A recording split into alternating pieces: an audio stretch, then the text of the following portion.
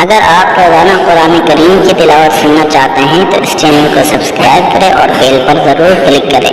बिस्मिल्लाहिर्रहमानिर्रहीम। तबारकल्लज़ी बियदिहिल मुल्कु व हुव अला कुल्ली शैइन क़दीर। الذي خلق الموت والحياة ليبلوكم أيكم أحسن عملا وهو العزيز الغفور.